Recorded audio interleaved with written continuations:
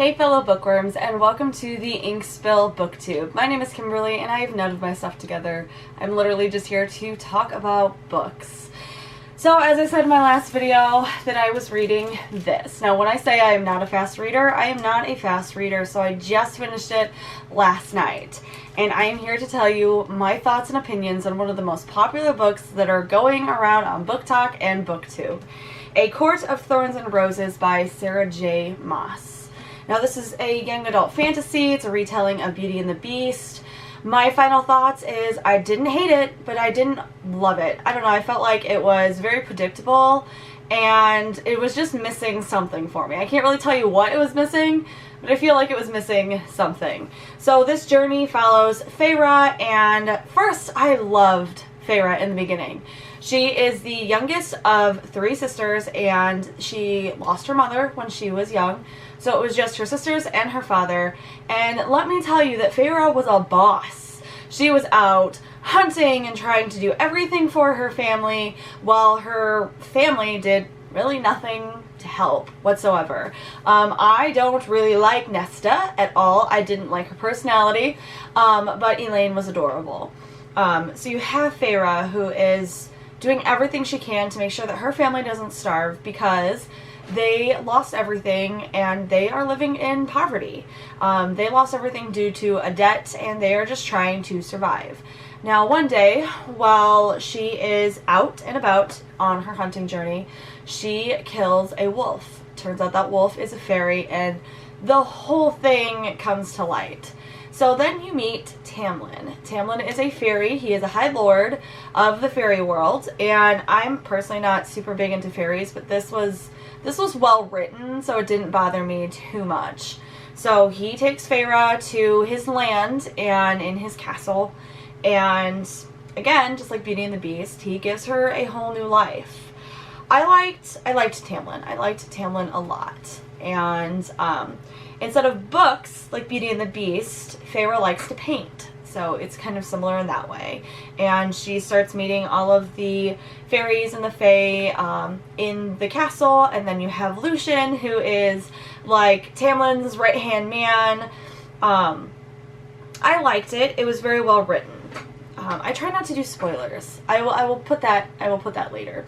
So at the end of the video, I will do some spoilers because I don't know how to like filter myself. But this book is about love, and it's about fighting for love and fighting for what you want and to be able to free yourself to give yourself the life that you want. A lot of people, you know, just in general in these days, they won't go after the things that they want because they're scared or something's different or something's scary, so you don't go after it. And Feyre wasn't really that person. It is, let's see how long this book is. And this is a library book. I didn't purchase it myself because I like library books. It is 416 pages, and a lot of people rave about it. The cover is absolutely beautiful. I love the cover art. This is a series. I can't recall right now how many are in the series. I actually happen to have the 3rd book in the series on my shelf, and I have no idea how it got there. Will I continue reading the series? Probably. It doesn't make me want to devour the whole book. It was kind of like a slow read for me. At some parts I was like, oh my god, like just get this over with so that I can move on to the next book. But it wasn't bad. It wasn't bad. I'm typically not super huge into like the romances and you know, like the fantasies. I like the retellings, but like this to me, I don't know, it was different. It's really hard to explain, and I'm really bad with book reviews, but give the public what they want. So there's several in this series, and everybody raves about Sarah J Maas. I see it everywhere. She also has a series that starts with A Throne of Glass. I might end up reading that because I don't know. I don't know if I want to keep giving her a try or if I just want to like move along with my life. So here's the part that I'm not going to filter myself, so there's going to be spoilers. So if you don't want to listen to the rest of what I have to say, then go ahead and click off, because that's just how it goes. Okay, so let's talk about what happened at the end of this book. So in the end, there's a curse, just like the Beauty and the Beast. There's this curse, And so it means that a fairy has to fall in love with a human, and a human has to say it back. So they have 49 years to break this curse. And in the end, Tamlin decides to send Feyre back to her family, and he says that he loves her, and she was scared and she didn't say it back. Hence, the curse was not broken, so Tamlin was taken. His entire kingdom castle was destroyed, and he was taken by Amarantha. I believe that's how you pronounce her name. And she is this, like, fairy queen. And first of all, I feel like she could have been a lot more villainous. She seemed, like, way too nice to me. Like, in a snarky kind of way, but still too nice, you know? So Feyre convinces Alice to take. Alice is one of like her help from the castle. Convinces her to take her to Under the Mountain, which is where Tamlin was taken, and Lucian and this fairy queen is. And she's like, I love him and I'm going to go get him. Now Alice on the way there is telling her all of these things of beware this, don't do this. Feyre does like almost all of it. She like she doesn't, like, she seems so strong-willed in the beginning, and then in the end I feel like she just was not at all strong-willed. So she gets there and she's put in a cell, and the fairy queen says that she needs to complete 3 tasks, and then she can have her lover. And she also has to solve a riddle. Now, the thing with this book, Feyre likes to paint because she doesn't know how to read. She is illiterate. She, you know, didn't have the education growing up to learn how to read. So that, you know, causes such an issue. So during all of this, her first task, she has to battle a worm and figure out how to get out of this pit with this worm, but the worm is blind, so you have to use logic. In the end, she does have her arm bitten, and she gets tossed back in her cell. She develops a fever. It's being infected. So then enters Rhysand. Now, I looked that up, and I know I'm saying that properly. And he is one of the High Lords for the Night Court. There's several different courts. There's Spring Court, Summer Court, Night Court. I'm sure I'm missing a whole bunch here. Again, I'm not very good with these things.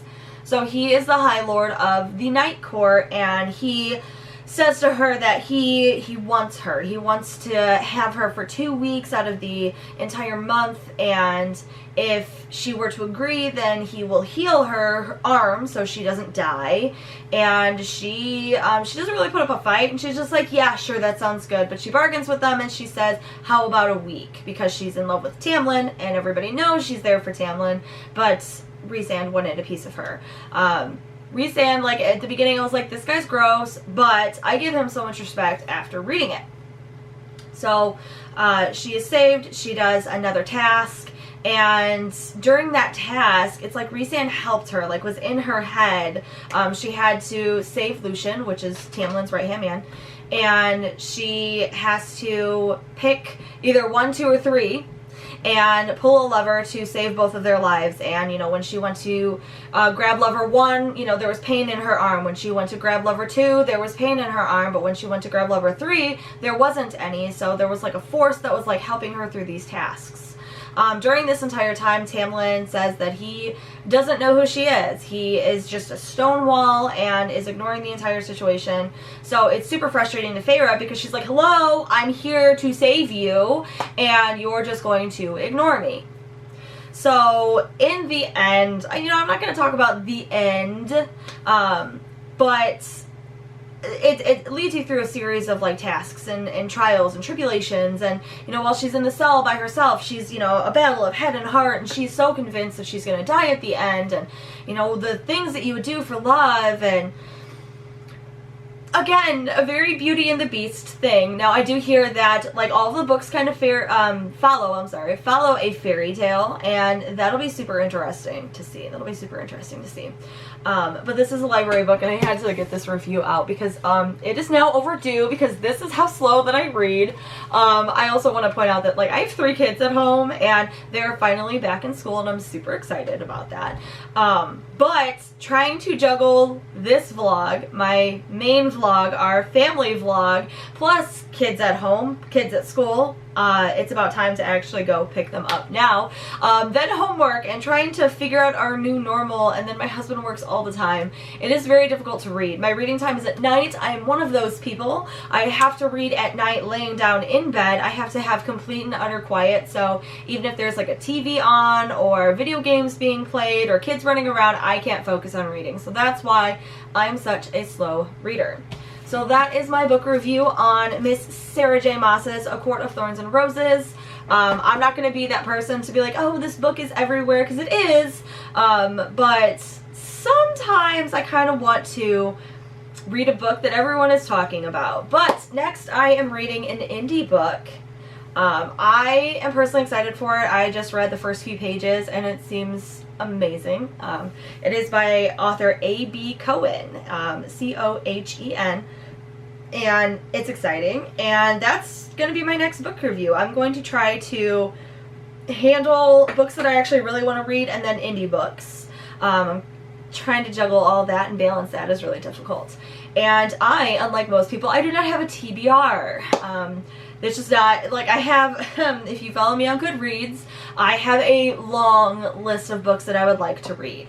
However, I don't have anything set, like I'm going to read these books this month, because I'm the type of person that I have to be in a certain mood for a certain type of book. Now, I read pretty much everything except like the raunchy romance. No hate to y'all that do, it's just not for me.